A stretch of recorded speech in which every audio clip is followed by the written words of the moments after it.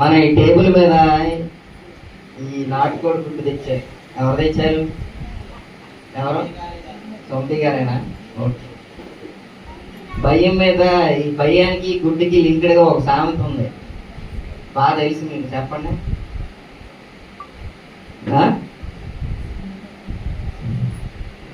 ఏంటిదా సామెత? భయం లేని కోడి, అది భయం లేని కోడి బజార్లో ఆ గుడ్డు ఇంట్లో పెట్టింది కాబట్టి ఏమో తెచ్చింది. ఎక్కడన్నా బజార్లో పెట్టి ఉంటే ఏమయ్యేది? ఎవడో కూడా ఎత్తుకుపోయేవాడు. భయం లేకపోతే కోడికి బజార్లో పెట్టింది ఆ గుడ్డు.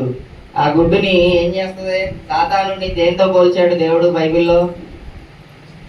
సర్పంతోను, గర్జించు సింహాన్ని ఆదికాండం మొదటి 2 అధ్యాయాలను సర్పంతో పోల్చాడు. మనం ఏం చేస్తూ ఉంటారు? అన్నిలు సర్పానికి పాలు పోస్తూ ఉంటారు, గుడ్లు ఇస్తూ ఉంటారు. గుడ్డు మింగేస్తుందా లేదా? ఈ గుడ్డు కనుక కోడి బజార్లో పెడితే ఏమవుతుంది? గుడ్డుని మింగేస్తుంది. ఇంకా పెద్ద కొనచీలు వస్తే ఏం చేస్తుంది? గుడ్డుతో పాటు కోడి కూడా మింగుతుందా లేదా?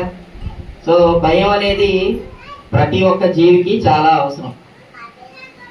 మనకి భయాలు ఉంటా ఉంటాయి. వాటర్ అయ్యమ్మా ఎన్నిసార్లు చెప్పాలి?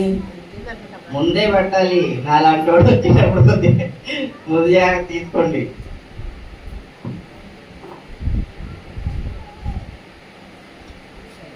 మనకి సాధారణంగా భయాలు ఉంటా ఉంటాయి. ఏది భయం? తల్లిదండ్రులకేమో పిల్లలకి టైంకి స్కూల్లో ఫీజులు కట్టకపోతే పిల్లల్ని ఎక్కడ నుంచోబెడతారో, ఎక్కడో ఒక మాట అంటారో అని భయం.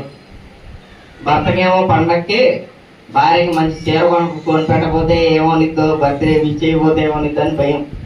ఉంటుందా? ఉండదా? లేదా? లేదా ఉంటుంది అయ్యా. మనందరికీ ఏదో భయాలు ఉంటూనే ఉంటాయి. మనం పిల్లలకి మంచి ఉద్యోగాలు వస్తాయో రావు, మనం చేసే పనుల్లో మనం సఫలీకృతులు అవుతామో లేవు అని భయం లేని వాళ్ళు అనేవాళ్ళు ఎవరైనా ఉంటారా? మనం ఇంటికి తాళాలు వేసుకుంటా ఉంటాం, దొంగోడు వచ్చి ఎక్కడ దొంగతనం చేస్తాడని భయం. అలాగే దొంగకి నేను దొంగతనం చేసేది ఎక్కడ దొరికిపోతానని ఆడికి కూడా భయం ఉంటుంది. అలాగా ప్రతి ఒక్క మానవుడు భయంతోనే జీవిస్తూ ఉంటాడు. ప్రతి ఒక్క మానవుడు చేసే పనుల్లోనూ, చేసే ప్రయత్నాల్లోనూ, దేనిలో దాన్ని ఒక ఆరోగ్య విషయం కూడా చాలా భయం ఉంటుంది. మొన్న మా మమ్మీకి 180/120 అయింది బీపీ. ఆ ఒక గురించి ఆలోచించి మా డాడీ బాగా టెన్షన్ పడిపోతున్నాడు. నాకు బీపీ అంత హై ఉందని చెప్పలేదు మా డాడీ, ఎక్కువ ఉందని చెప్పారు. తర్వాత మా ఫ్రెండ్ ఒక ఎండి ఢిల్లీలో ఉంటే ఆయన ఫోన్ చేసి కనుక్కున్నాను, 180/120 ఉందంట. అంటే బాగా రిస్కే, అర్జెంట్గా ఈ మెడిసిన్స్ వాడమను, తీసుకెళ్ళనంటే సంక్రాంతికి అన్ని హాస్పిటల్స్ మూసేసి ఉన్నాయి. ఇంకా మేము గుంటూరులో ఉంటే మా అత్తగారితో మాట్లాడితే ఒక హాస్పిటల్లో మాట్లాడి అరేంజ్ చేసి ఈసీజీ చూసి మొత్తం మెడిసిన్స్ అన్ని రాశారు. సో ఆ భయంతో అక్కడికి వెళ్ళి మా అమ్మ అంటూనే ఉంది, నేను బాగానే ఉన్నాను అంటుంది.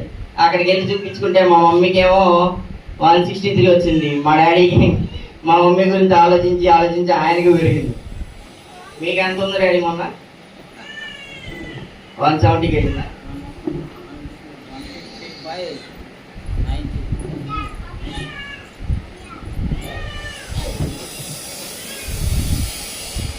ప్రతి ఒక్కడికి ఏదో భయం ఉంటూనే ఉంటుంది. సో నాకు కూడా వెంటనే ఇంకా మా మమ్మీ డాడీ చెప్తున్నావు నాకు కొంచెం బాగాలేదు అని చెప్తున్నా. నాకేమో అంత భయం ఇలా. మా ఫ్రెండ్ ఎప్పుడైతే ఆడు కొంచెం అరే ఇది కొంచెం సీరియస్ అని చెప్పాడు, అప్పటి నుంచి నా కొనుకు పుట్టి వీళ్ళు బయలుదేరి వచ్చేదాకా 20 సార్లు ఫోన్ చేశాను. మనకందరికీ భయం ఉంటుంది, కానీ మనం ఏం చేయాలి? అసలు ఎవరి పట్ల భయం కలిగి ఉండాలి, దేనికి భయం ఉండాలి, మనం ఈరోజు తెలుసుకోబోతున్నాం. ఇర్మియా గ్రంథము 5వ అధ్యాయము 21-22 వచనాలు చూద్దాం. పేజ్ నెంబర్ 631 అండి. కనులుండి చూడకయు చెవులుండి వినకయు నన్ను వివేకం లేని మూడు ద్వారా ఈ మాట వినుడి. సముద్రము దాటలేకున్నట్లును సముద్రము దాటలేకుండానట్లును దాని తరంగములు ఎంత పొర్లినను అవి ప్రబలలేకయు ఎంత ఘోషించినను దాని దాటలేక ఉండునట్లు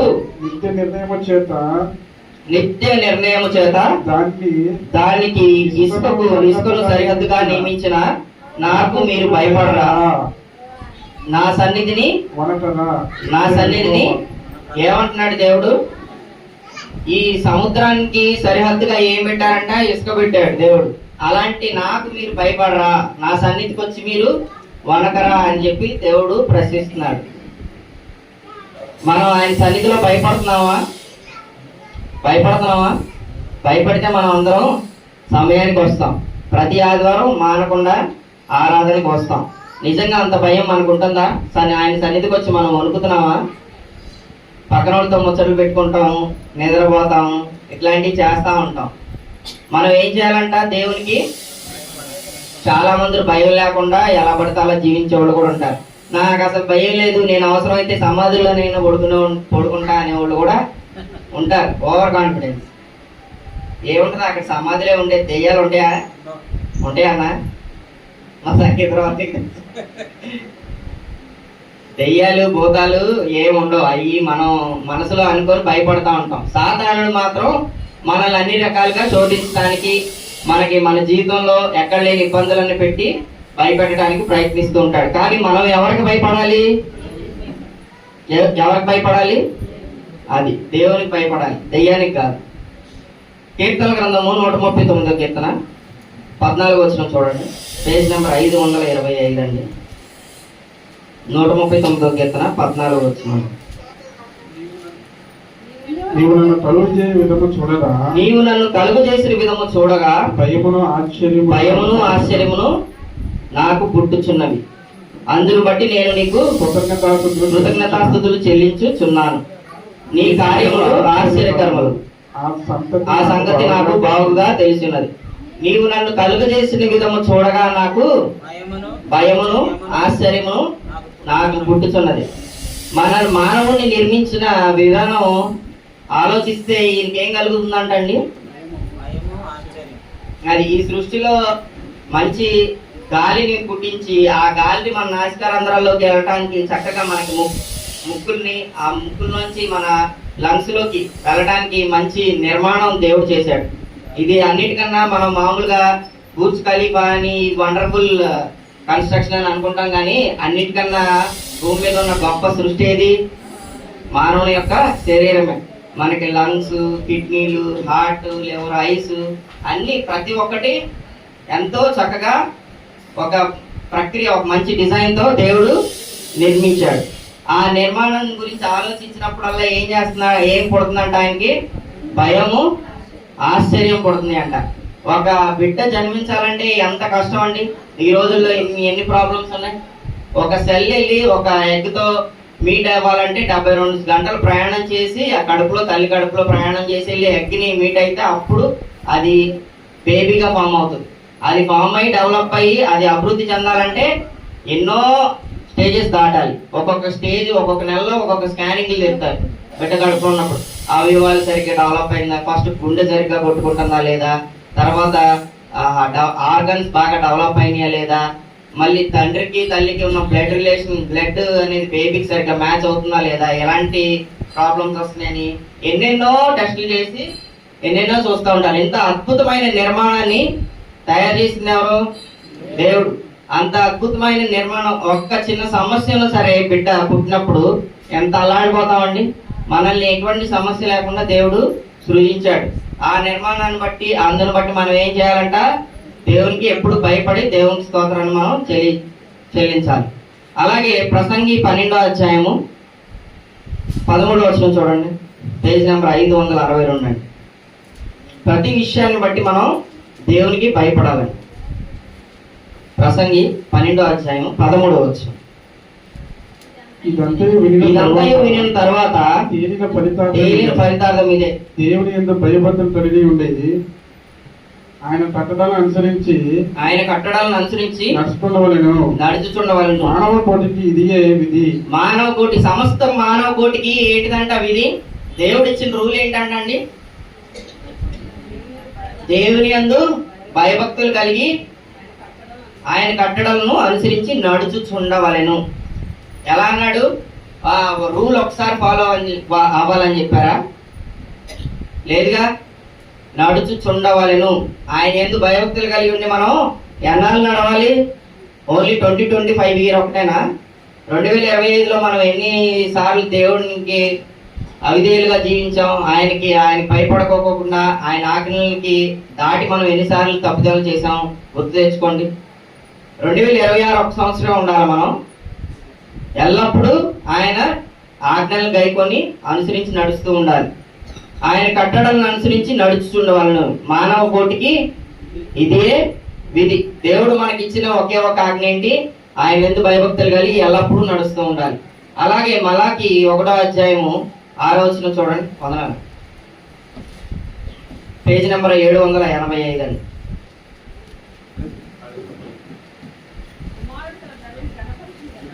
కుమారుడు తన తండ్రిని గణపరచును కదా, దాసుడు తన యజమానుని గణపరచును కదా. నా నామమును నిర్లక్ష్య పెట్టి యాజకులారా, నేను తండ్రినైతే నాకు రావాల్సిన ఘనత ఏమాయను? నేను యజమానుడినైతే నాకు భయపడవాడు ఎక్కడున్నాడు? ఆయన సైన్యములకు అధిపతి యెహోవా మిమ్మల్ని అడగగా చాలండి. కుమారుడు ఏం చేస్తాడంట? తండ్రిని గణపరుస్తాడంట. అలాగే దాసుడు ఏం చేస్తాడంట? యజమానుడికి గణపరుస్తాడు, భయపడతాడు. మరి అలాంటిది సైన్యములకు అధిపతి యెహోవా ఏం అడుగుతున్నాడు? నాకు మీరు ఎందుకు భయపడట్లేదు అని అడుగుతున్నారు. భయపడుతున్నామండి మనం? దేవుని భయపడుతున్నావా? ఎల్లప్పుడూ భయం కలిగి జీవించాలి. దేవుడు మనం చేసే ప్రతి ఒక్క పనిని చూస్తున్నాడు, ప్రతి ఒక్క పనిని ఆయన రాసుకుంటున్నాడని భయంతో భక్తితో ఉండాలి. మొన్న లాస్ట్ సీట్లో కూర్చున్న 2 పిల్లలు ఫోన్లు చూసుకుంటా ఫోన్లో వీడియో గేమ్లు ఆడుతున్నారు చర్చిలో కూర్చొని. ఏం చేయాలి? భయం లేదు. దేవుని సన్నిధిలో ఉన్న భయం లేదు. ఫోన్ స్విచ్ ఆఫ్ చేయండి అని బయట బోర్డు పెడితే ఫోన్ స్విచ్ ఆఫ్ చేయకపోగా లోపలికి వచ్చి వీడియో గేమ్లు ఆడుతున్నారు. ఏమనాలండి? మళ్ళీ ఏమనంటే మళ్ళీ వాళ్ళకి కోపాలు వస్తాయి, వాళ్ళ తల్లిదండ్రులకు కోపాలు వస్తాయి, అందరికి కోపాలు వస్తాయి. మళ్ళీ వచ్చి అదెవరు వస్తారు రారని భయం. మాకు భయం. మీరు భయపడకపోగా మళ్ళీ మిమ్మల్ని ఏమనంటే మళ్ళీ ఫీల్ అయిపోయి అందరి ముందు అన్నామని చెప్పి ఫీల్ అయ్యి మానేస్తారని మాకు భయం కొట్టాం. అలాంటి సిచ్యువేషన్ మనం చాలా దేవుని సన్నిధిలోకి వచ్చినప్పుడు మన ప్రవర్తన చేసే ఒక ప్రతి పని మనం ఆలోచించుకొని చేయాలి. దేవుడు చూస్తున్నాడు కదా, దేవుడు వదులుతాడా? నువ్వు దేవుని సన్నిధిలోకి వచ్చి అవిధేయుడిగా ఉంటే దేవుడు ఊరుకుంటాడా? ఖచ్చితంగా శిక్షిస్తాడు. నీకు భయం ఉంది కాబట్టి ఇక్కడ దాకా వచ్చావు, దేవుని సన్నిధిలో కూర్చున్నావు. మరి దేవుని సన్నిధిలోకి వచ్చిన తర్వాత నిన్ను సాధారణ ఏం చేస్తాడు? వివిధ రకాలుగా మరులు కొలిపి ఏం చేస్తాడు? చక్కగా జోలపాటి నిద్రపుచ్చుతాడు.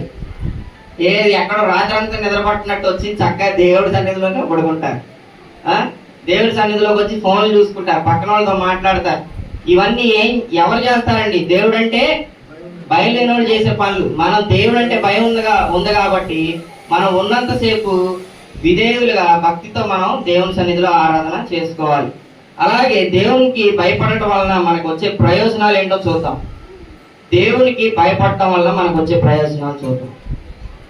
సామెతల గ్రంథము 1వ అధ్యాయము 7వ వచనం చూడండి. పేజ్ నెంబర్ 531 అండి.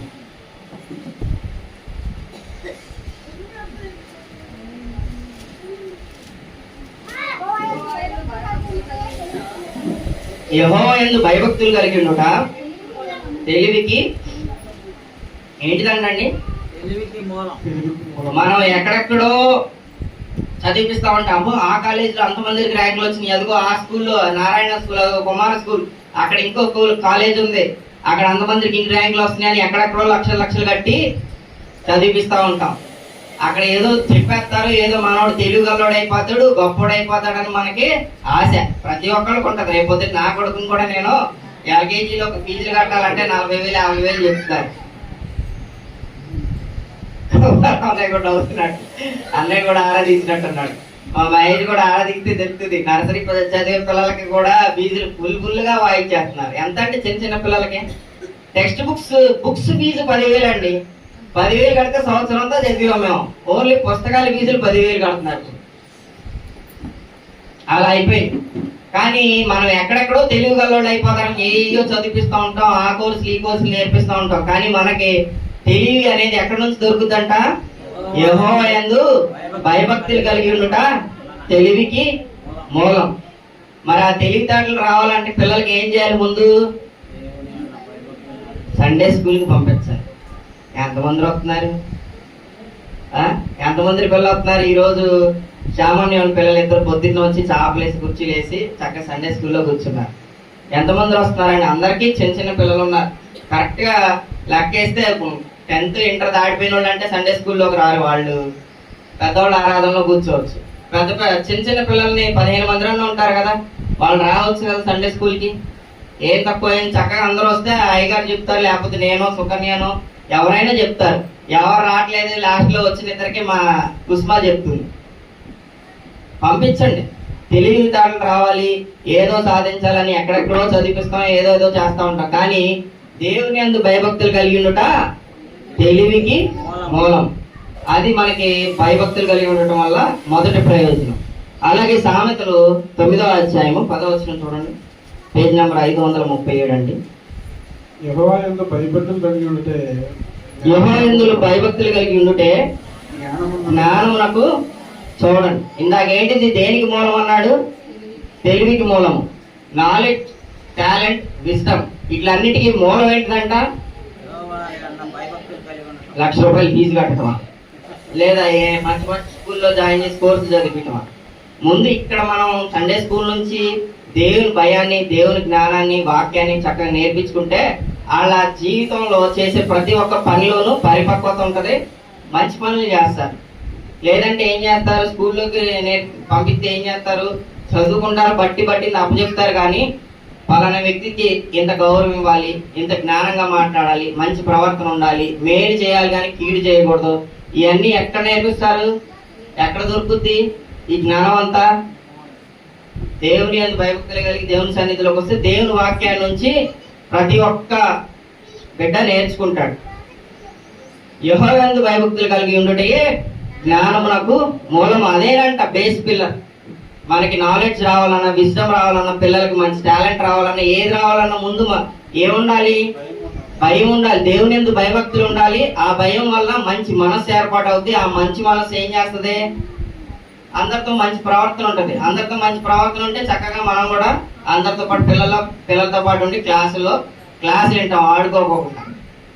చాలా మంది స్కూళ్ళ నుంచే గవర్నమెంట్ స్కూల్లో పిల్లలు అంతకుముందు ఏం చేసేవాడు? గోడ దూకి వెళ్ళిపోయి ఊరికి అటెండెన్స్ చేసి సంతకాలు పెట్టి జంప్ అయిపోయాడు పాత రోజులు. ఇప్పుడు మరి క్రమశిక్షణ ఉంది, కానీ ఒకప్పుడు ఉండేది కాదు అంతగా. నేర్చుకుంటున్నారా? జ్ఞానం ఇక్కడ నుంచి వస్తుందండి. దేవుని సన్నిధిలో మనం చెప్పే సమయాల గురించి కానీ ఇంకా గోల్డెన్ మోరల్ స్టోరీస్ చిన్నప్పుడు మనం ఎన్నో నేర్చుకున్నాం. అవన్నీ తెలుసుకుంటే ఏమవుతుంది? వాళ్ళకి జ్ఞానము మరియు ఏమొస్తుంది? తెలివి. ఈ రెండు జీవితంలో పైకెళ్ళడానికి కావాల్సిన ముఖ్య సాధనాలు. అవన్నీ ఎక్కడ దొరుకుతాయి? దేవుని యందు భయభక్తులు కలిగి ఉంటే మనకి కలిగే ప్రయోజనాలు. అలాగే ఇంకొక ప్రయోజనం మనం చూద్దాం. 31వ అధ్యాయము 19వ వచనం, కీర్తన గ్రంథం 31వ అధ్యాయం 19వ వచనం, పేజ్ నెంబర్ 467 అండి. నీ అందరూ భయభక్తులు గల వారి నిమిత్తము నీవు దాచి ఉంచిన మేలు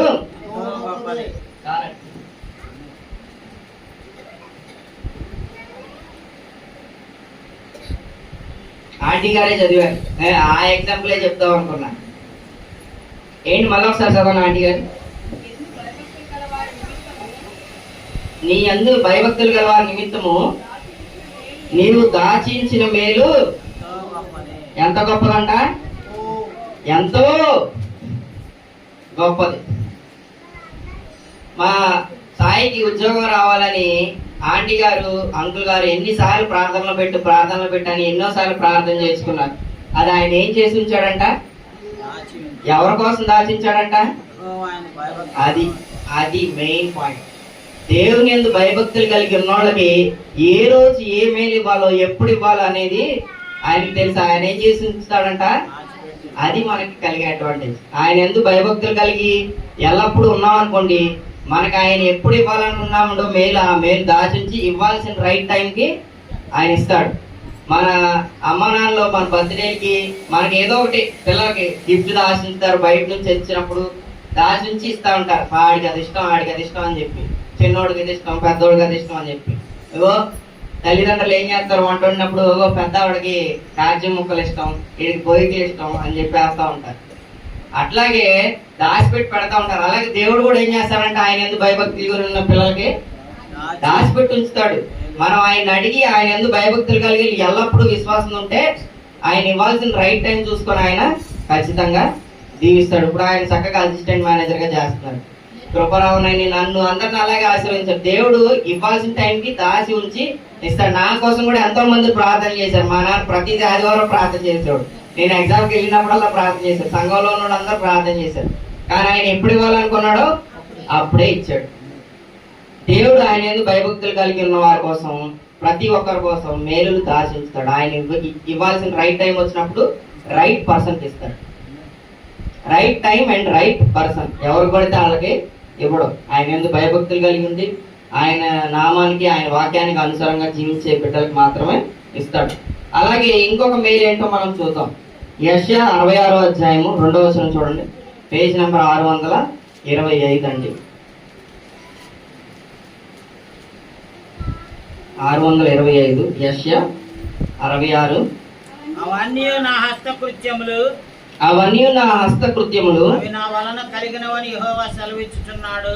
అవి నా వలన కలిగినవని యెహోవా సెలవిచ్చుచున్నాడు. ఎవడు దీనుడై నలిగిన హృదయం గలవాడై నా మాట విని వణకుచుండునో వానినే నేను దృష్టించుచున్నాను. దేవుడు ఎవరిని చూస్తాడంట? ఎవరు దీనుడై ఆయన సన్నిధిలోకి వచ్చి వణుకుతాడో. వణకటం అంటే ఏంటి? ఓ అని ఏదో వచ్చినట్టు, ఏదో పట్టినట్టు వణకటమా? అది కాదు. దేవుడు చూసేది నీ హృదయం. ఆయన పట్ల నువ్వు ఎంత భయంతో ఉన్నావో, ఆయన పట్ల నువ్వు ఎంత విశ్వాసంతో ఉన్నావు, నీ హృదయాన్ని చూసి ఆయన ఏం చేస్తాడంట? వారిని నేను అది ఆయన దృష్టి పడిందంటే ఏమవుద్ది? అయితే పైకి వెళ్తాం, లేకపోతే అదాపాదాలకి తొక్కేస్తాడు. ఆయన దృష్టి పడాలంటే ఏం చేయాలంట? ఆయన సన్నిధిలో మనం దేన మనసుతో వణుకుతూ ఉండాలంట, నలిగిన హృదయంతో. దేన మనసు ఎంతమందికి ఉందండి? దేన మనసు కలిగి వణుకుతూ ఉండేవాడు ఎంతమంది ఉన్నారు? నేను సంపాదించారంటే నా అంత గొప్పోడు లేడు, నాకెవడే నాకు చెప్పేది, నేను చెప్పిందే రైట్ అన్నట్టు మాట్లాడు. నాకే అన్ని తెలుసు అనుకుంటాం. మనకేం తెలుసు? నాకేం తెలుసు? నాకేమి తెలియదు. ఎవరేం చెప్పినా నేర్చుకుంటాను, సరిదిద్దుకోగలిగితే సరిదిద్దుకుంటాను, లేకపోతే పెద్దలు చెప్పినప్పుడు లేదనుకో ఏమవుతాం? వెళ్ళి బొక్క బారలో పడతాం. నాకు అన్ని తెలుసు అనుకుంటే వెళ్ళానుకో, వెళ్తా ఓవర్ కాన్ఫిడెన్స్ వెళ్తా, దారిలో గడప తగిలి పడిపోతాను. ఎవరికి తెలుసు? కళ్ళు నెత్తికెక్కిస్తాయి, ఏమవుతామండి? ఖచ్చితంగా కింద పడతాం. మనకి కళ్ళు నెత్తికెక్కకూడదు. దేన మనస్కుడై దేవుని సన్నిధిలోకి వచ్చినప్పుడు వణుకుతూ ఉండి వండిన వాళ్ళకే ఆయన దృష్టి వాళ్ళ మీద పడింది. అప్పుడు ఆయన దీవెనలు ఇస్తాడు. ఆయన దృష్టి పడినప్పుడు నువ్వు విధేయత కలిగి ఉన్నప్పుడు నీకు ఖచ్చితంగా దేవుడు ఆశీర్వాదాలు ఇస్తాడు. అది మనకు కలిగే ఇంకొక మేలు. అలాగే కీర్తన గ్రంథము 103వ కీర్తన 13 నుంచి 17, 13వ వచనం 17వ వచనం చూడండి. పేజ్ నెంబర్ 506 అండి. 103వ కీర్తన. తండ్రి తన కుమారుల ఎడల జాలిపడినట్లు యెహోవా తన యందు భయభక్తులు గల వారి ఎడల చాలండి. ఎంత ఇంకొక బెనిఫిట్ చూడండి. ఆయన ఎందుకు భయభక్తులు కలిగిన వారి పట్ల ఏం చేస్తాడంట? ఆయన జాలి పడితే ఏమవుతుంది? మనకి దీవెనల్లో కుమ్మరిస్తాడు. ఇప్పుడు మనం ఎవరి మీద జాలి పడ్డామనుకో, ఇప్పుడు పలానా వాడికి ఒక చొక్కాయి లేదు, ఒక ఏదైనా తినడానికి లేదనుకో, మనం జాలి వేసినాక ఎవడన్నా వచ్చినప్పుడు మన ఇంట్లో ఉన్నది కొంచెం ఇస్తాం, పూటకు సరిపడా అన్నం ఇస్తాం, పాత బట్టలు ఏమైనా ఇస్తాం, పాత చీర పాత చొక్కా ఇస్తాం. మనం జాలి పడితే ఎంతవరకు చేయగలం? కొంతవరకు చేయగలం. కానీ దేవుడు కనుక ఆ మనిషిని చూసి జాలి పడ్డాడు అనుకో, ఎలా ఇస్తాడు దీవెనలు? కుమ్మరిస్తాడు. అలాగే 17వ వచనం చూడండి. ఆయన నిబంధనను గైకొనుచు ఆయన నిబంధనను గైకొనుచు ఆయన కట్టడలను అనుసరించి నడుచుకొని వారి మీద యెహోవా యందు భయభక్తులు గల వారి మీద ఆయన కృప యుగయుగములు నిలుచును. చాలండి. ఆయన నీతి వారికి పిల్ల పిల్ల చాలండి. ఆయన నీతి వారికి పిల్ల పిల్ల తరమున నిలుచును. యెహోవా యందు భయభక్తులు గల వారి మీద ఏమవుతుందంటే ఆయన కృప. రాసుకోండి, నోట్ చేసుకోండి. ఎంత వాల్యుబుల్ మాటలు, మీరు ఎదిగినా దొరకవయ్యండి. మీరు ఆయన యందు భయభక్తులు కలిగి ఉంటే మీకు కలిగే అడ్వాంటేజెస్ అన్ని వరుసగా రాసుకొని మీకు ప్రజెంట్ చేస్తున్నాయి. ఇవన్నీ రాసుకుంటే మీరు వీటిని అనుసరించి జీవిస్తే ఆటోమేటిక్ మనకి ఏమవుతుంది, మనకి దేవుడు దీవెనలు కుమ్మరిస్తాడు. యుగ యుగములో ఆయన కృప నిలుచును. ఆయన కృప మన మీద ఉండాలంటే ఆయన యందు మనం భయభక్తులు కలిగి ఉండాలి. భయం లేని గోడ్లాగా బజార్లో గుడ్డు పెట్టామనుకో ఏమవుతుంది, ఎవడొస్తాడు, సాతానుడు వచ్చి గుడ్డుతో పాటు మనల్ని కూడా మింగేస్తాడు. ఎవరిని మింగుదామా అని గర్జించే సింహంలాగా తిరుగుతూ ఉంటాడు సాతానుడు. మనం భయభక్తులు కలిగి ఉండకోకుండా ఎలా పడితే అలా జీవించామనుకో ఆయన జాలి, ఆయన కృప, ఆయన కనికరం మన మీద, ఆయన దీవెనలు మన మీద ఉండకపోగా మనం ఏమైపోతాం, సాతానుడు వచ్చి మనల్ని మింగేస్తాడు. అది తెలుసుకొని మనం దేవునికి విధేయులుగా ఉండాలి. అలాగే కీర్తన గ్రంథము 145వ కీర్తన 19-20 వచ్చినాను చూడండి. 145వ కీర్తన 19-20. భయభక్తులు గల వారి కోరిక తన యందు భయభక్తులు గల వారి కోరిక ఆయన నెరవేర్చును. ఆయన చాలండి. ఏం చేస్తాడంట, మన కోరికలు, మనకి ఎన్నో కోరికలు ఉంటాయి. అది అవ్వాలి, ఇది అవ్వాలి, నా కొడుకు ఉద్యోగం రావాలి, నేను ఇందులో సక్సెస్ అవ్వాలి, నాకు మంచి ఆరోగ్యం ఉండాలి, అది జరగాలి. మనకి ఎన్నో కోరికలు ఉంటాయి. ఇల్లు కట్టుకోవాలి, అది చేయాలి, ఇది చేయాలి. మన కోరికలన్నీ నెరవేరాలంటే మనం ముందు ఏం చేయాలంట, ఆయన యందు భయం కలిగి ఉండాలి. అలాగే ఆయన యందు భక్తితో జీవించాలి. అప్పుడేమవుతుందంట, మన కోరికలు ఆయన నెరవేరుస్తాడు. వారి మొర ఆలకించి వారిని రక్షించును. వారిని రక్షించడం అంటే ఏంటి, ఓరకు మనం నీ రాకపోకలేందు యెహోవా నిన్ను కాపాడునని చెప్పి బండి మీద రాసుకొని మనమేమో 70-80 స్పీడ్లో హెల్మెట్ పెట్టుకోకుండా వెళ్తే ఏమవుతుంది. నిన్న మేము వచ్చేటప్పుడు, గుంటూరు నుంచి వచ్చేటప్పుడు ఒక లేడీ కారు తోలుతుంది హైవే మీద. కొత్తగా నేర్చుకుంటుందో మరి ఏమో తెలియదు కానీ ఒక లేడీ కారు తోలుతుంది.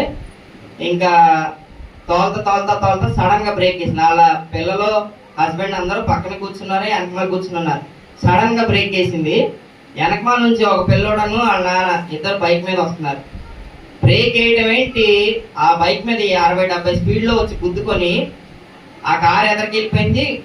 బ్రేక్ వేసి కారు కొంచెం ఎదరికెళ్ళిపోయింది. ఈ బైక్ మీద ఇక్కడ నుంచి అంత దూరం దాదాపు ఒక 15 మీటర్స్ కార్ రోడ్డు మీద జారుకుంటూ వెళ్ళారు. హెల్మెట్ ఊడిపోయింది, బాడీ నేలకి తగులుకుంది, బండి తుక్కు అయింది. హెల్మెట్ అలా ఏం హెల్మెట్లు వాడుతున్నారు, బ్రాండెడ్ హెల్మెట్లు వాడండి ఎవరైనా సరే. మంచి కంపెనీ కొనుక్కోండి. రోడ్డు మీద 300-200 ఇస్తున్నారని కొనుక్కున్నారనుకో ఉపయోగం ఉండదు. పెట్టుకుంటే మంచి కంపెనీదే పెట్టుకోండి. ఆ హెల్మెట్ ఇట్లా పట్టగండి డొల్లి, ఈ లెఫ్ట్ సైడ్ డొల్లితే ఈ డివైడర్ దాటుకుని అటే వెళ్ళిపోయింది ఎగురుకుంటా. అంత డబ్బా హెల్మెట్. అది సరిగ్గా పెట్టుకున్నారో లేదు తెలియదు కానీ మనుషులు డొల్లుకుంటూ వెళ్ళిపోయి బండో పక్క ఇద్దరు అసలు ఎన్ని పల్టీలు కొట్టారంటే మా ఆవిడైతే క్యార్ నడిచింది చూసి. మా కళ్ళ ముందే, మాకు జస్ట్ ఇంత మా ఒక 20 అడుగుల దూరంలోనే జరిగింది అంత స్పీడ్లో నేను కూడా ఆపలేకపోయాను. నేను సడన్ గా మళ్ళీ మిర్రర్లో చూసుకుని బండి పక్కకి వెళ్ళి ఆపుకున్నాం. ఈ లోపల అందరూ వచ్చి లేపారు. మినిమం డ్యామేజ్ జరిగింది, మాక్సిమం డ్యామేజ్ జరగదు. తక్కువ దెబ్బలతోనే సేఫ్ అయ్యారు. ఎప్పుడేం జరిగిందో తెలియదు. ఆయన మనల్ని ఏం చేస్తాడు, ఆయన ఎందుకు భయభక్తులు కలిగి ఉంటే వారి మొర ఆలకించి ఆయన రక్షించును. యెహోవా తను ప్రేమించే వారిని అందరినీ ఏం చేస్తాడంట, అదండి ఆయన ప్రేమించే వారిని, ఆయన ఎందుకు భయభక్తులు గల వారిని కాపాడతాడు. అలాగే ఇంకేం చేస్తాడు, కింద వచ్చిన చూడండి. అయితే భక్తిహీనులందరినీ, దేవుని అందరూ భయభక్తి లేని వాళ్ళని, భక్తిహీనులందరినీ ఏం చేస్తాడంట, ఆయన నాశనం చేస్తాడు. ఎవరైతే అవిధేయులుగా ఉండి దేవుని యందు భయం లేకుండా ఎలా పడితే అలా పనులు చేస్తూ ఉంటారో, ఈ రోజు కాకపోతే రేపైనా సరే దేవుడి దృష్టి వాళ్ళ మీద పడుతుంది. వాళ్ళని ఏం చేస్తాడు, ఖచ్చితంగా నాశనం చేస్తాడు. అలాగే యోబు 28వ అధ్యాయము 28వ వచనం చూడండి, పేజ్ నెంబర్ 440.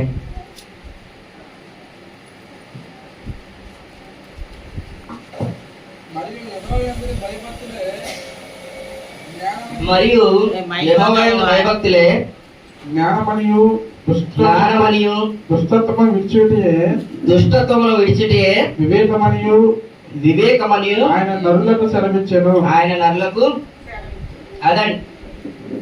ఇందాక మనం ఏం చూసాం? భయభక్తులుగా ఉంటే జ్ఞానానికి మూలం ఆయన యందు భయం భక్తి అని చెప్పి చూసాం. అలాగే ఇంకేం చూసాం?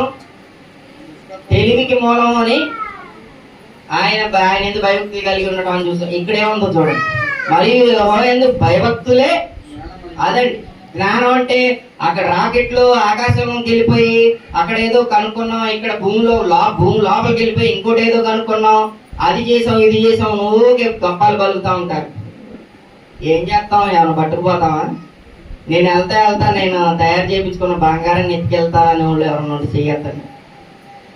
ఎవరన్నా ఉన్నారా? పూచికి పుల్లనైనా తీసుకెళ్ళగలమా?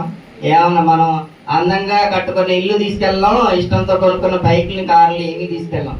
మనం సంపాదించుకున్నది ఏది తీసుకెళ్ళాం. కానీ ఏం చేయగలం మనం? యెహోవాయందు అదండి. జ్ఞానం సంపాదించడం అంటే ఏంటి? ఏదో డిగ్రీలు ఎంబీఏలు చేయటం కాదు. ఆయన భయభక్తులు కలిగి ఉండటమే జ్ఞానం. ఇప్పుడు ఆ మామగారు ఉన్నారు, ప్రతి ఆదివారం వచ్చి చక్కగా పాటలు పాడుతూ, మరియమ్మ గారు ఉన్నారు, ఎంతో ఆసక్తిగా ఉంటున్నారు, ఆయన ఎందు భయభక్తులు కలిగి ఉన్నారు. నేను ఇప్పుడు ఆ డిగ్రీ బీటెక్ చేశాను, మా అన్నోళ్ళు ఎంబీఏలు చేసిన వాళ్ళు ఉన్నారు.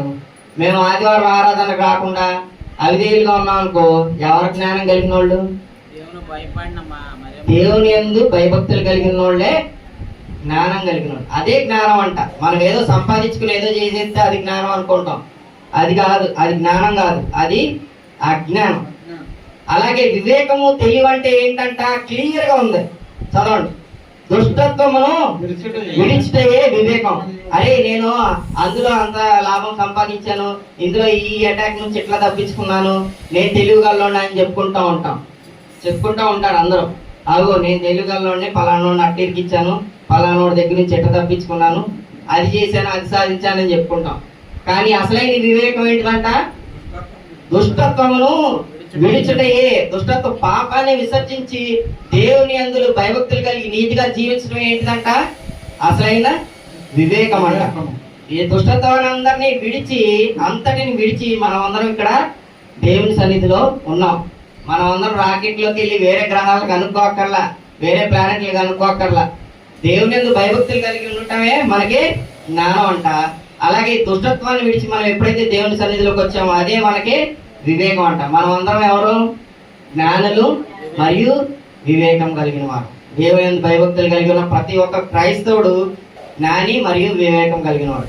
దుష్టత్వాన్ని విసర్జించి నీతిగా జీవించినవాడు నిజమైన తెలివిగలడు. లేదు నాకు అందులోనే ఎంజాయ్మెంట్ ఉంది, నేను కోడి పందాలు వేస్తా, సంక్రాంతి వస్తే ఏముందండి, మన సరదా కోసం వాటికి కత్తులు కట్టి వాటిని చంపటం వైలెన్సా కాదా?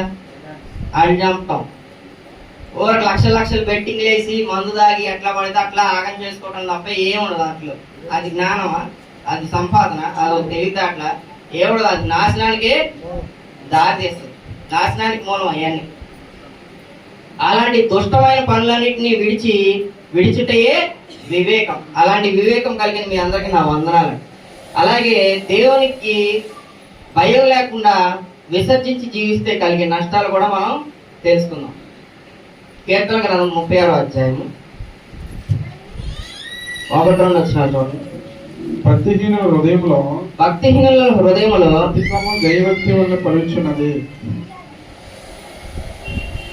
అతిక్రమము దైవభక్తి వలె పలుకుతున్నది. వారి దృష్టి ఎదుట భక్తిహీనులు ఎలా ఉంటారంటండి?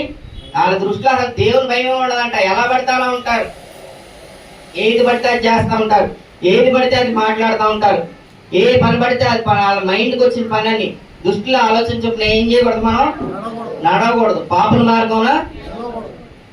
అలాంటి మార్గంలో నిలిస్తే మనమేమవుతాం? మనం కూడా వాళ్ళతో పాటు నరకానికి వెళ్తాం. వాని దోషములు బయలుపడి అసహ్యంగా కనపడే వరకు అది వాని దృష్టి ఎదుట వాని ముఖస్థుతి చేయుచున్నది. ఎలా ఉంటుందంట అండి? ఆడు చేసేదే తప్పుడు పనులు, అది ఆడికి అర్థమయ్యేంత వరకు ఆ తప్పుడు పనులన్నీ ఎలా ఉంటాయి అంటే వాటిలోనే సరదా ఎదుర్కొంటా ఉంటాడు. అదే దైవోక్తి అదే దైవోక్తి లాగా, అదే గొప్ప పనిలాగా, అదే రైట్ పనిలాగా ఆడొచ్చి వెళ్ళేవాళ్ళు పెద్ద ప్రార్థన పద్యాధారం ఊరికి పెద్ద పద్ధతి లాగా, అమాయకుడిలాగా, మంచోళ్ళలాగా బైబిల్ పట్టుకొని వెళ్తా ఉంటావు. ఏమొచ్చింది నీకు, నన్ను చూడు, నేను 2 లక్షలు బెట్టింగ్ చేసి 4 లక్షలు వచ్చింది, నీకేమైనా వచ్చినాయి అంటాడు. ఆడు చేసే తప్పుడు పనులన్నీ ఆడికి ఎలా ఉంటాయంట, ఆడి ముఖస్థుతి చేస్తా ఉంటాయంట ఆడికి అర్థమయ్యేదాకా. అర్థమయ్యే టైంకి ఏం చేస్తా ఉంటది, అర్థమయ్యే టైంకి ఏమైపోద్ది, ఆ గుడ్డుతో పాటు కోళ్ళు కూడా మింగేసిన సాధారణగాడు వచ్చేస్తాడు. ఇంకా చూడండి మిగతా వచనాలు కూడా. సామెతలు 16వ అధ్యాయము 18వ వచనం చూడండి.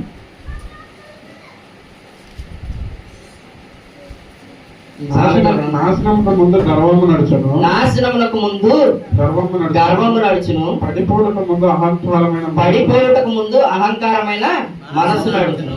చాలండి. నాశనానికి ముందు ఏం నడుస్తుందంట, అది మనం నాశనం అయిపోవడానికి ముందు మన గర్వం ఉంటుందంట. నాకేంటి ఎవడు చెప్పింది, నాకు ఒకడు చెప్తే నేను వినాలా, ఒకడు చెప్పింది నేను చెయ్యాలా, ఆయన ఏదో ఒకటి చెప్తాంటాడు, ఆయనకి లోకం తెలియదండి అంటాడు. ఇప్పుడు అయ్యగారు, బాబు నువ్వు ఈ తప్పు చేస్తున్నావు, ఇది తప్పు, దేవునికి ఇది వ్యతిరేకమైన పని అని చెప్పామనుకో, మన వినేవాళ్ళు వింటారా? ఆ బాగా గర్వం కలిగిన వాళ్ళు వింటారా? ఎలా మాకు చెప్పొచ్చు, మాకన్నా ఎక్కువ తెలుసా నీకు, మేము చేసేది రైట్, ఇందులో ఎంత లాభం ఉందో, ఇందులో ఎంత ఉందో నీకు తెలుసా అంటారు. అలాంటి గర్విష్ఠులకి ఏమవుతుందంట, వెనకమాల ఏమవుతుంది, నాశనమే వస్తుంది. నాశనానికి ముందు ఏమవుతుందంట, గర్వం. నువ్వు గర్వంతో దేవునికి అవిధేయుడిగా ఉండి దేవుని వాక్యానికి ధిక్కరించి జీవిస్తున్నావు అనుకో, ఆ గర్వం నిన్ను ఎక్కడికి నడిపిస్తుంది, నాశనానికి నడిపిస్తుంది. అది మనం గుర్తెరిగి జీవించాలి. అలాగే కింద చదవండి ఇంకా వస్తుంది. పడిపోవటకు ముందు అహంకారమైన మనస్సు, మన పడిపోయే ముందు మన అహంకారమైన మనస్సు మనల్ని నడిపిస్తా ఉంటదంట. ఆ మనసు ఏం చేస్తా ఉంటది, మనల్ని మోసం చేస్తా ఉంటది. నేను చేసేది రైట్ లే, ఇప్పటి వరకు ఏం కాలేదు, ఇప్పుడేమైతే అని చెప్పి మన మనస్సు మనల్ని మభ్య పెట్టి నడిపిస్తా ఉంటది. మొదటి యోహాను 1వ అధ్యాయము 8-9 వచనాలు చూస్తే మనకి క్లియర్ గా తెలుస్తుంది ఈ మనసు గురించి, హృదయాన్ని. పేజ్ నెంబర్ 220 అండి, కొత్త నిబంధన. మనము పాపము లేని వారమని చెప్పుకొని ఎడల, మనము పాపము లేని వారిని చెప్పుకొని ఎడల మనల్ని మనమే మోసపుచ్చుకొందుము, మరియు మనలో సత్యం ఉండదు. మన పాపములను మనం ఒప్పుకొని ఎడల ఆయన నమ్మదగిన వాడు, నీతిమంతుడు కనుక ఆయన మన పాపములను క్షమించి సమస్త దుర్నీతి నుండి మనలను పవిత్రులుగా చేయరు.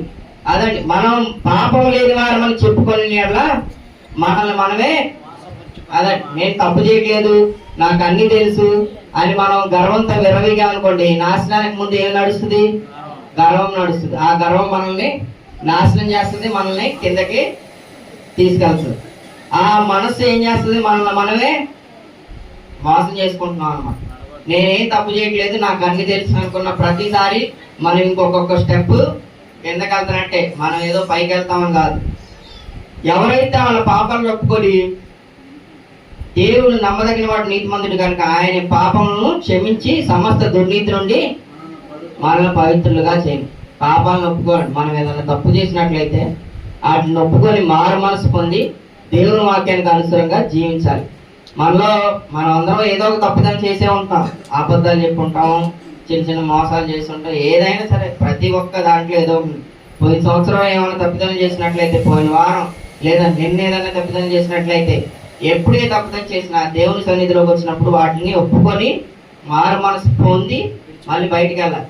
నాకు అన్ని తెలుసు, నేనే పాపం చేయలేదు, నేనే తప్పుదం చేయలేదు, నేనే కరెక్ట్ అనుకొని ఉన్నోళ్ళు ఈ రోజు ఇక్కడ ఇలాగే ఉంటారు, బయటికి వెళ్ళి అలాగే ఉంటారు. వాళ్ళ నాశనానికి ముందు ఏం నడుస్తున్నట్టు, గర్వం నడుస్తుంది. ఆ గర్వం మనల్ని పాతాళానికి తీసుకెళ్తుంది కానీ పరలోకానికి కాదు. అది తెలుసుకొని ప్రతి ఒక్క క్రైస్తవుడు వాక్యానికి అనుసరంగా జీవించాలి.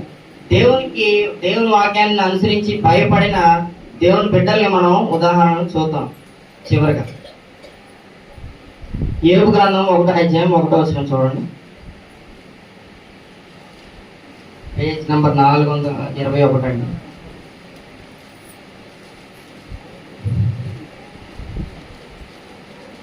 ఊజు దేశమందు ఏబు అని ఒక మనుషుడుండెను. అతడు యథార్థవర్తనును న్యాయవంతుడినై దేవుని యందు భయభక్తులు కలిగి చెడుతనమును విసర్జించువాడు. ఏబు ఏం చేశాడంట? న్యాయవంతుడు ఇంకా యథార్థవంతుడు. ఆ వ్యక్తి ఏం చేశాడు?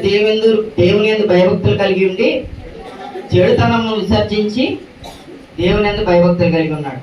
ఏమేం చేశాడు ఆయన? ఆయన లైఫ్ స్టోరీ మీకు తెలుసు కదా అందరికీ. చాలాసార్లు నేనే చెప్పాను, అయ్యగారు కూడా చెప్తున్నారు. ఎన్నో శ్రమలు వచ్చినా సరే చెడుతనాన్ని విసర్జించి దేవుని యందు భయభక్తులు కలిగి ఉండి ఆ విశ్వాసాన్ని కోల్పోకుండా ఉన్నాడు.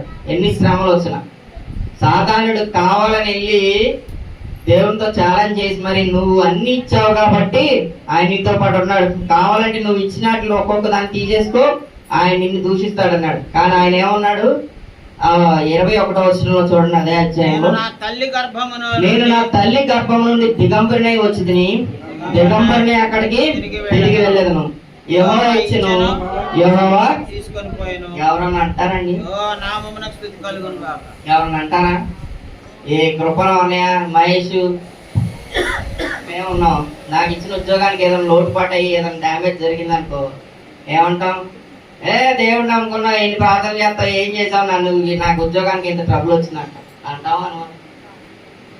మనం చేసే వ్యాపారంలో కానీ మనం చేసే పనుల్లో కానీ ఉద్యోగాల్లో కానీ ఎటువంటి డ్యామేజ్ వచ్చినా మన పిల్లలకి ఏమైనా సరే, ఇప్పుడు నా బిడ్డకి ఏదైనా అయిందనుకో, ఎన్ని ప్రార్థన చేస్తావు, ఏందా నా కొడుకు ఇన్ని రోగాలు వచ్చినాయి అంటాం అనమాట. పిల్లలు ఎంతమంది చనిపోయారు ఒక్క దెబ్బకే? ఎన్ని ఆస్తులు కోల్పోయాడు, ఒక్కటన్నా మిగిలిందా? ఎలాంటి పరిస్థితిలో ఉన్నాడు? ఆ బొబ్బలు గీక్కుంటా కూర్చున్నాడు. రాజులో బతికినోడు ఒంటి మీద కురుపులు వస్తే వాటిని గీక్కుంటా కూర్చున్నాడు అంట, బోర్డు కూర్చున్నాడు. అలాంటి సిచ్యువేషన్ లో ఏమేమన్నాడు? యెహోవా ఇచ్చెను, అక్కడ వరకు అంటామేమో మనం. తర్వాత అంటామో మనం యెహోవా నామానికే, ఆ మాట అనలేమండి. ఎంతో విశ్వాసం కలిగితే కానీ ఆ మాట అనగలం. మనం సంపాదించలేదు, వచ్చినలే పోయినలే అనుకొని మోరల్ గా కొద్దిగా డిసాటిస్ఫాక్షన్ తో డౌన్ అవుతామేమో, ఆ మాట వరకు అంటామేమో. కానీ దేవుడు మా నామానికే మహిమ కలుగును గాక, స్తుతి కలుగును గాక అని చెప్పి అంటామా? అందరు బాగున్నారా, హ్యాపీనా, దేవుని స్తోత్రం చెప్పండి అంటే చెప్తాము. రాగాలు వచ్చి కుంగిపోయి వచ్చినాయి, దేవుని స్తోత్రం చెప్పండి, దేవుని నామం మహిమ కలిగిన ఉండవయ్యా, మేల రోగాలతో చేస్తున్నాం అంటామండి. మనకి శ్రమలు వచ్చినా శోధనలు వచ్చినా సరే అదే విశ్వాసంతో దేవుని మహిమపరిచిన రోజే మనం నిజమైన విశ్వాసం. అలాంటి భయభక్తులు కలిగి చెడుతనాన్ని విసర్జించిన యోగును మనం మాదిరిగా తీసుకోవాలి. అలాగే లూకా సువార్తలో 23వ అధ్యాయం చూడండి. దేవునికి భయపడటం మూలన ఎంత గొప్ప మేలు కలిగిందో ఒక వ్యక్తికి చూడండి. లూకా సువార్త 23వ అధ్యాయము 39వ వచనం నుంచి చూడండి. పేజ్ నెంబర్ 77 అండి, కొత్త నిబంధన. వేలాడవేయబడిన ఆ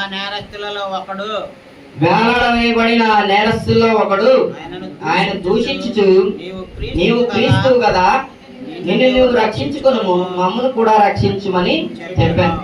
చాలా ఇంపార్టెంట్ అండి ఈ ఎగ్జాంపుల్. ఈ రోజు భయానికి సంబంధించింది మనం తెలుసుకుంటాం కదా.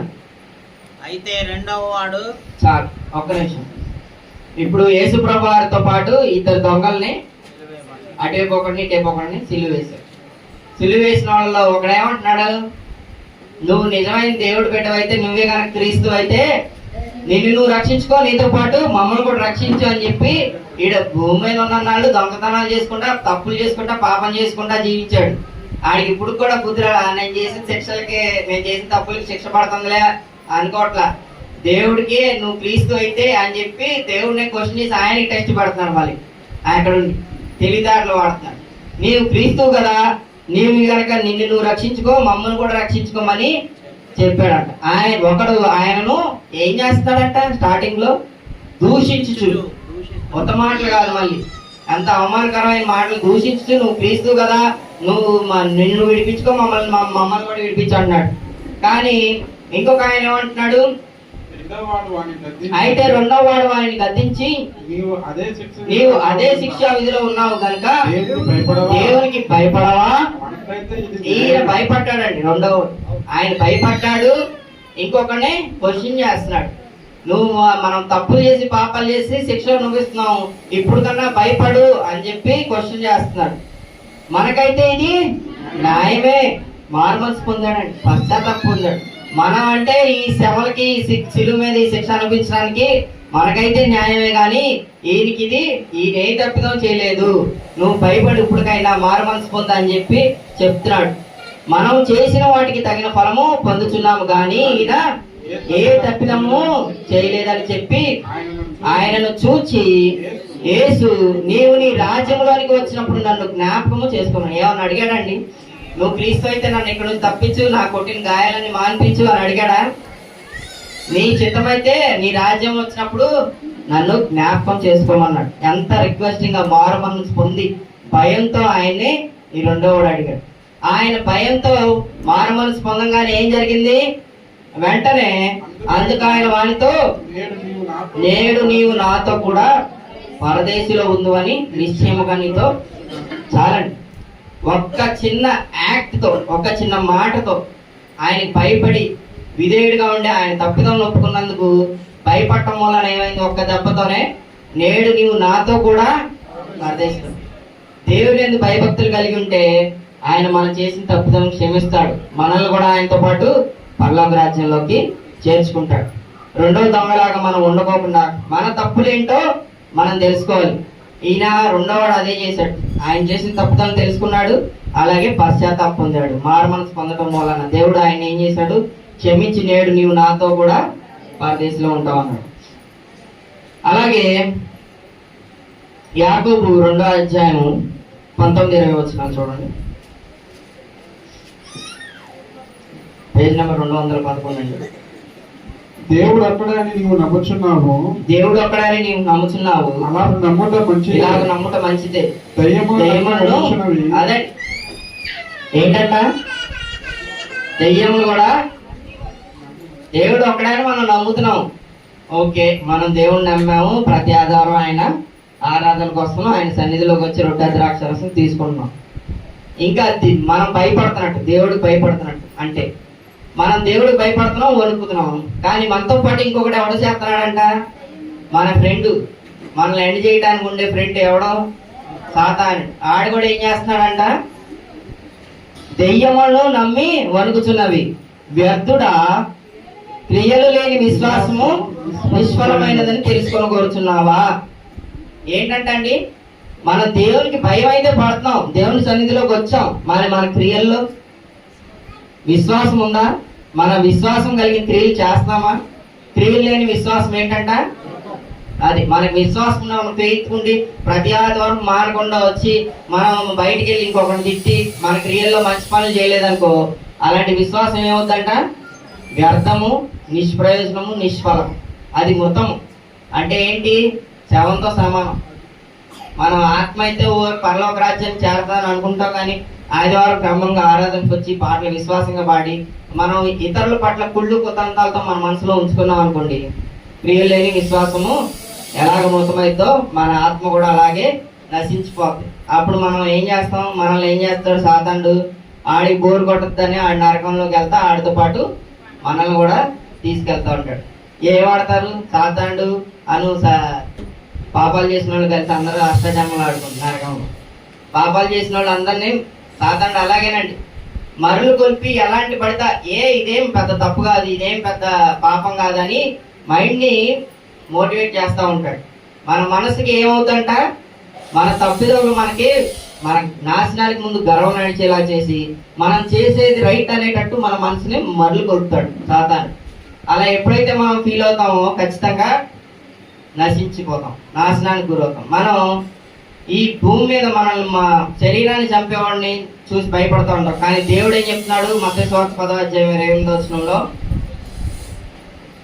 అయితే మరియు ఆత్మను చంపనేరక దేహమును చంపవారికి భయపడకూడదు, కానీ ఆత్మను దేహమును కూడా నరకంలో నశింప చేయగలవానికి మిక్కిలి భయపడ్డాయి. మనం ఎవరికి భయపడాలంట? అది మనం ఆడు కొడతాడేమో, ఈడు కొడతాడేమో, ఏదో చేస్తాడని మన దేహం ఏదో శ్రమలు వస్తాయని భయపడతా ఉంటాం. కానీ మనం ఎవరికి భయపడాలంట? దేహంతో పాటు ఆత్మను కూడా శిక్ష వేయగలిగే దేవునికి భయపడాలి, మిక్కిలి భయపడు. అలాగే ప్రసంగి 12వ అధ్యాయము 14వ వచనం చూడండి, చివరి వచనం అండి, పేజ్ నెంబర్ 562 అండి. ప్రసంగి 14వ అధ్యాయము 12వ అధ్యాయం 14వ వచనం. ఘోరమైన ప్రతి అంశమును గూర్చి దేవుడు విమర్శ చేయనప్పుడు ఆయన ప్రతి క్రియను అది మంచిదే గాని చెడ్డదే గాని అదండి మనం తెలుసుకోవాల్సింది ఏంటంటే మనం చేసే ప్రతి ఒక్క పని, మనం ఆదివారం ఆరాధనకు వస్తున్నాం, అది ఆయన ఖచ్చితంగా కౌంట్ చేస్తాడు. ఆదివారం ఆరాధనకు వచ్చి ప్రార్థన చేస్తున్నాం, అది ఆయన ఖచ్చితంగా కౌంట్ చేస్తున్నాడు. ఆదివారం ఆరాధనలో పాటలు పాడుతున్నాం ఆసక్తిగా, అది ఆయన ఖచ్చితంగా కౌంట్ చేస్తున్నాడు. ఆదివారం చక్కగా ఆ వాక్యాన్ని వింటున్నాం, అది ఆయన ఖచ్చితంగా కౌంట్ చేస్తున్నాడు. మనం ముసుగేసుకొని నిద్రపోతున్నాం, అది కూడా కౌంట్ చేస్తాడు. ముసుగేసుకొని నిద్రపోతున్నారండి కొంతమంది. ముస్లిం మగోళ్ళు కూడా నిద్రపోతున్నారు చూశాను, కానీ మరి ఏం అనలేక వీడియో గేమ్లు ఆడుతున్నారండి పిల్లలు. నాకు చాలా బాధ వేసింది దాని గురించి. ఈ రోజు రెండోసారి కూడా ఎందుకు చెప్తా అంటే, దేవుని సన్నిధిలోకి వచ్చి వీడియో గేమ్లు ఆడటం అంటే అంత టైం లేదని బయట అంతా ఊరకు ఎప్పుడు ఫోన్ పట్టుకుని ఆడుతూ ఉంటాం. బాత్రూమ్ లో కూడా మొబైల్ తీసుకెళ్తున్నారు. ఆ బాత్రూమ్ మొబైల్ తీసుకెళ్ళిపోతే బాత్రూమ్ కూడా రాదు. అలాంటి పిచ్చోళ్ళు అయిపోయారు జనాలు. అంత పిచ్చి. ఆరాధనకు వచ్చినప్పుడు అని వదిలేయాలి కదా మొబైల్ని, దాన్ని పట్టుకుని అంత ఏలాడాల్సిన అవసరం ఏముందండి? ఆత్మని చంపే దేవునికి మాత్రమే మనం భయపడాలి. గూఢమైన ప్రతి అంశం గురించి దేవుడు విమర్శ చేయనప్పుడు ఆయన ప్రతి క్రియను అనగా అది మంచిదే గాని చెడ్డదే గాని తీర్పులోకి తెస్తాడు. ప్రతి ఒక్క పని మనం చేసేది మంచిదైనా సరే, ఇప్పుడు ఇన్ని రోజులు మంచి పని చేస్తాం, రేపు పొద్దున్న బయటకు వెళ్ళిన తర్వాత ఇంకొక లాభం కోసం ఇంకొక చెడ్డ పని చేస్తాం, ఇంకొక దుర్మార్గ పని చేస్తాం. ప్రతి ఒక్క క్రియ మనల్ని ఏం చేస్తాడంట? He is recording. ప్రతి ఒక్కటే అది మంచిదే గాని చెడ్డదే గాని ప్రతి ఒక్క దాన్ని ఆయన లిఖిస్తున్నాడంట. ఏ రోజు నీకు శిక్ష చేయాలో ఆ రోజు ఖచ్చితంగా శిక్ష చేస్తాడు. దేవుడు మేలు దాచి ఉంచుతాడని మనం తెలుసుకున్నాం. దేవుడు భయపడకపోతే నీ కోసం నిత్యాగ్ని నరకాన్ని కూడా సిద్ధం చేసి ఉంచాడు. ఆ నిత్యాగ్నిలోకి పాపం చేసిన వారిని, దేవునికి అవిధేయులైన వారిని, దేవునికి దూరంగా జీవించే వాళ్ళని ఖచ్చితంగా శిక్షిస్తాడు. అది మనం గుర్తెరిగి దేవుని పట్ల ఎప్పుడు భయం కలిగి జీవించాలని, అలా మీరు భయంతో ఉంటారని నేను ఆశిస్తున్నాను. ఇంతవరకు వాక్యం మీ అందరికీ నా వందనాలు.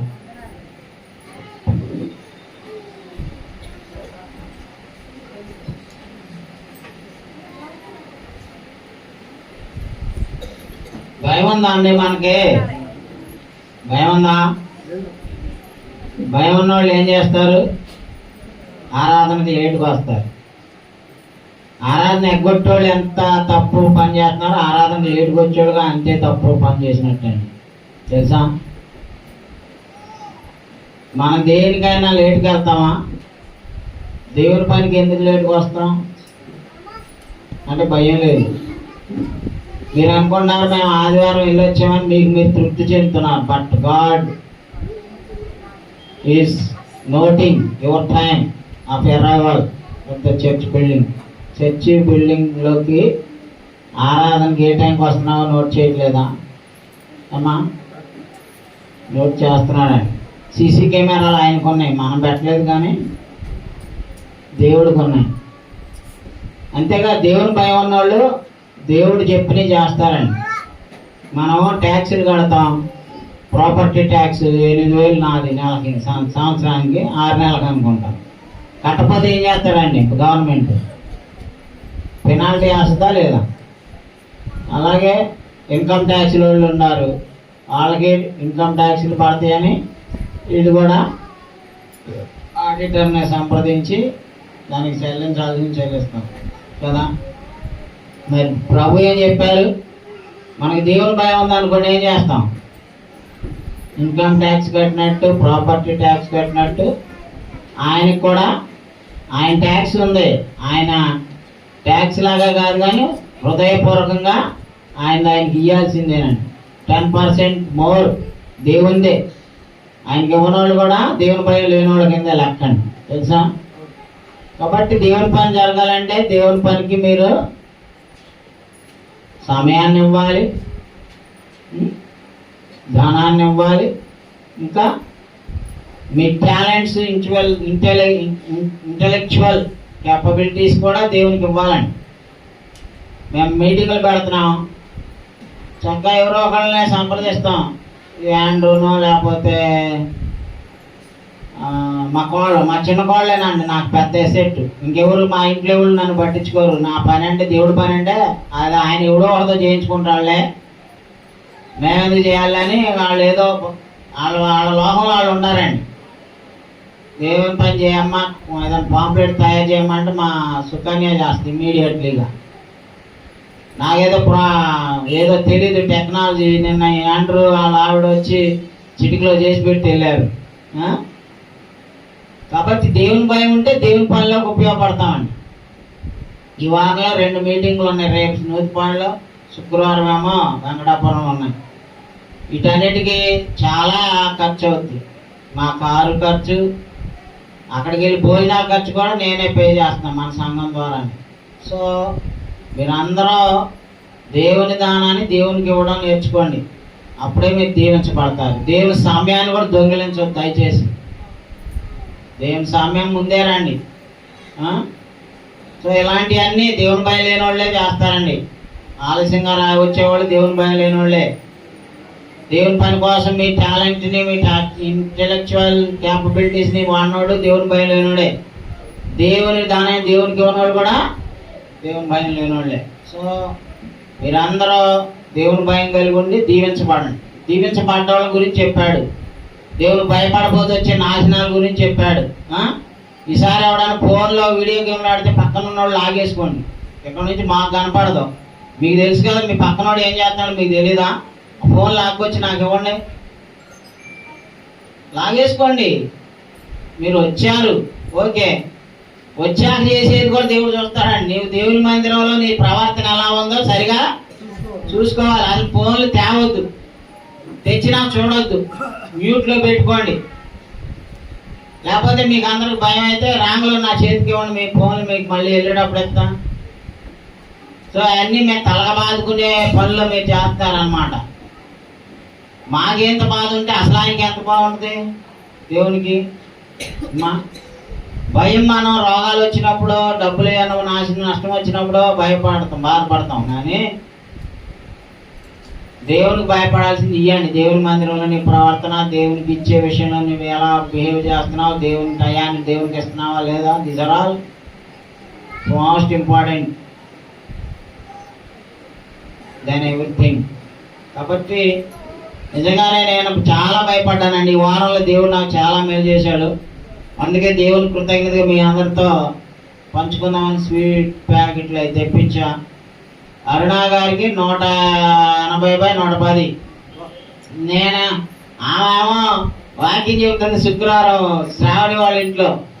నేను లోపల ఉన్నానే కానీ వాళ్ళ ఇంట్లో ఆ మనసంతా ఆమెకి ఏమైపోద్దా అని భయం అంత. ఎందుకంటే ఆన్లైన్లో చూస్తే గుండెలు పగిలిపోయేటట్టు చెప్తుంది. అది 180/110 ఉంటే అది ఖచ్చితంగా హార్ట్ స్ట్రోక్ వచ్చింది, బాడీలో ఏదో డ్యామేజ్ అవుతుంది, అర్జెంటుగా డాక్టర్ తీసుకెళ్ళి అడ్మిట్ చేయాలని చెప్తుంది. వెంటనే నేను సంగీతరావు ఫోన్ చేసి బయటికి వెళ్ళిపోయి ఆ బాకీ చెప్తూనే ఉంది. ఆమెకి ఏం భయం లేదండి. ఆమె ఉంటే అలా చెప్పను కూడా చెప్పలే నేను ఎక్కడ ఏం జరుగుతుందో ఆమెకి. నేనే ఊళ్ళో డాక్టర్ హాస్పిటల్ అని తిరిగి ఎవడు లేడు. వీడు కూడా విదేశీ పర్యటనకి వెళ్ళాడు. ఎవడు కాడు ఎంజాయ్ చేసుకొని వద్దాం, దొరికిన ఛాన్స్ అని సెలవులకు వెళ్ళారు అందరూ. ప్రతి ఆరోగ్య హాస్పిటల్కి వెళ్ళా, గంగాధర గారి హాస్పిటల్కి వెళ్ళి అందరూ మూసేసుకొని కూర్చున్నారు. ఇవాళ నిన్న వస్తారన్నారు. ఇంక నాకు ఏం చేయాలో ఒడికిపోతున్న లోన్లోనే. ఆ మాత్రం హ్యాపీగా వాకింగ్ చెప్పుకుంటుంది. నువ్వు రామ్మ. మా సంజయ్ వాళ్ళ మమ్మీ వాళ్ళ ఫ్రెండ్ వాళ్ళ అక్క కొడుకు డాక్టర్ అండి. ఆయన కూడా లేడు, ఆంగాకి వెళ్ళారు. భార్యాభర్తలు ఇద్దరు పెద్ద hospital, number 1 multi speciality hospital.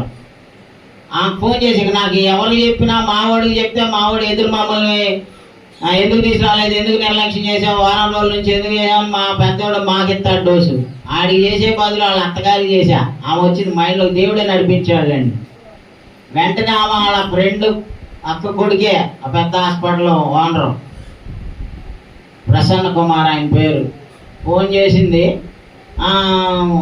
వాళ్ళు అప్పుడే ఫ్లైట్ దిగబోతున్నారంట. డైరెక్ట్గా ఏమో కాంటాక్ట్ చేసేసరికి మేము వెళ్ళి వెయిటింగ్ చేసి వాళ్ళు అప్పుడే ఫ్లైట్ దిగి కారు వేసుకొని వచ్చారు భార్య భర్త. వెంటనే డైరెక్ట్గా కన్సల్టేషన్ రూమ్లోకి తీసుకెళ్ళి టెస్టులు ఈసీజీ తీయించాడు, టెస్టులు చేశారు. దేవునికి స్తోత్రం. ఆమె దేవుని పని చేసింది కాబట్టి దేవుడు ఆమెను కాపాడాడు. నేను కాపాడా. నిజానికి నేను దుర్మార్గ పని చేశానని నేను వారం అంతా కూడా చాలా కష్టపడ్డా. వాళ్ళ అమ్మని కారెక్కి తీసుకెళ్దాంరా అంటే మావాడు ఫోన్ చేస్తాడు, ఒళ్ళుగానోడు బిట్టుకు ఫోన్ చేశాడు. ఆడున్న డాక్టర్ లేరుగా. సో వెంటనే ఇక సంగీతరావు వచ్చాడు హైదరాబాద్ నుంచి. ఇక అప్పుడు నాకు గుండె ధైర్యం వచ్చింది. వెంటనే ఆయన్ని తీసుకొని శుక్రవారం వెళ్ళిపోయాం.